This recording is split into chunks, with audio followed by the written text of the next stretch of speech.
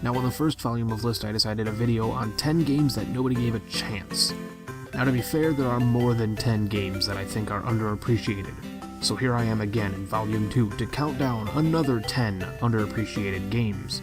Remember, the games on this list as well as the first one aren't exactly hated or sold poorly, although for some of those could be factors.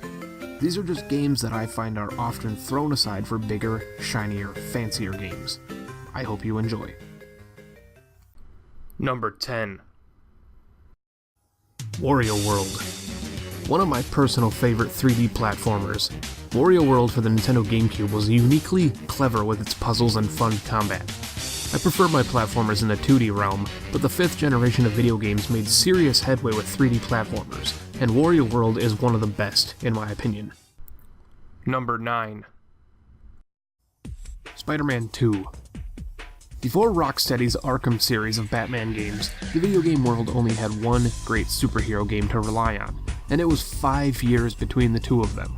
Spider-Man 2 gave players control of the Webbed Wonder's powers and allow you freely to swing around the island of Manhattan.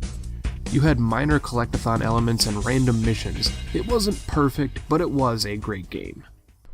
Number 8. Jet Force Gemini. Fuck Half-Life 3. Give me a sequel to this greatly beloved 3PS from the Nintendo 64 era. I don't know a person who doesn't care for this game, but you never hear about it in the news or mentioned in conversation that often. And for all the video game dogs, none, other than maybe Dogmeat, soar higher in my heart than Lupus. It's always fucking Lupus. Number 7. Cubavore.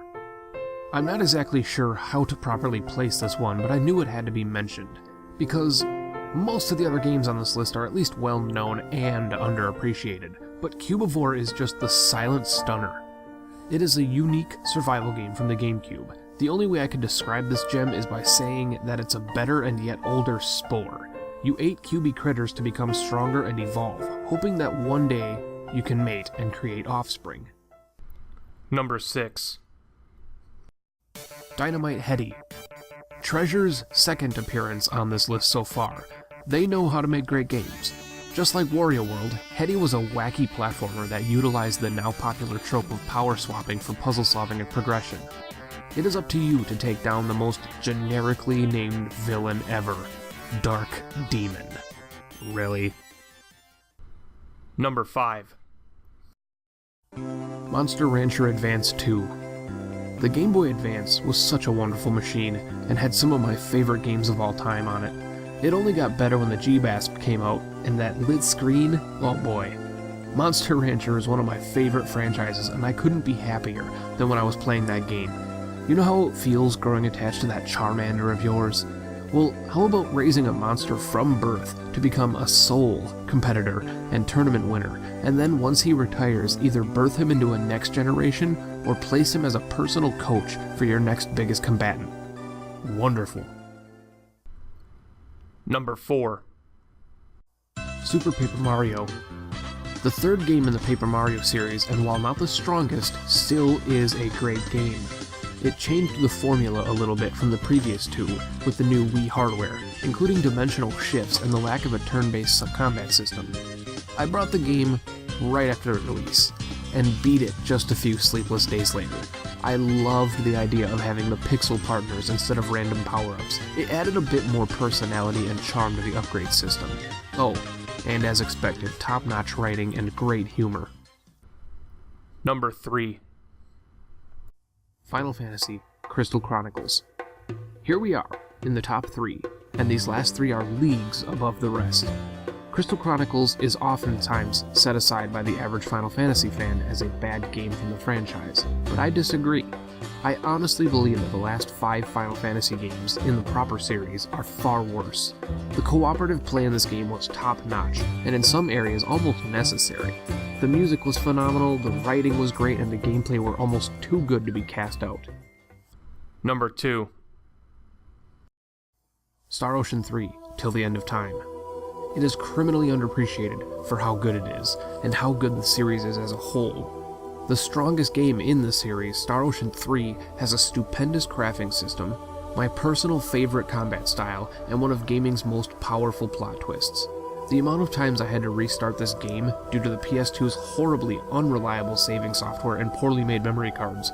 Yeah, remember those things?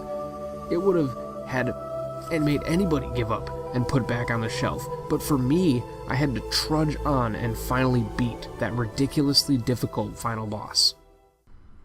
And number 1. Dark Cloud 1 and 2. It was so hard to decide between the two games, and so I had to put them both on. Lovingly called DC1 and DC2 by me and my friend Taylor, these two games are honestly so damn close to perfect I cannot understand why they aren't widely loved and recognized. The third game in the series has been rumored for many years and finally got debunked only a year ago. I personally do think that if Level 5 were to start a crowdfunding campaign for the third game in the series, people would jump behind it instantly. I mean, fucking Sfida, man. Sfida! Thank you so much for stopping by and watching my video. Let me know what games you think are overlooked in the comments down below, and don't forget to like and subscribe to show your continuous support for what I do. And whether you are a returning viewer or someone new, head on over to Twitter and tweet at me or follow there. It is my primary place next to YouTube itself where I interact and do giveaways and previews and such. You are all fantastic for coming by, and so until the next video, my name is Pentahybrid. Catch you later.